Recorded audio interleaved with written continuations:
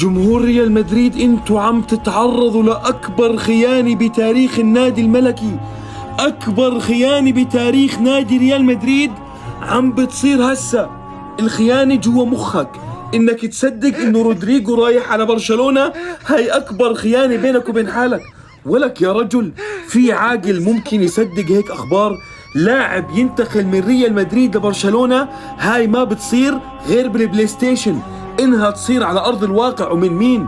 من رودريجو العاشق المتيم بنادي ريال مدريد، اللي لغاية هاي اللحظة لما حطوه على الدكة رفض حتى انه يطلع من النادي الملكي. بعدين يا عمي سعره 100 مليون الزلمة هذا، يعني برشلونة ما حاش تدفع رواتب اللاعبين، بدهم يدفعوا 100 مليون.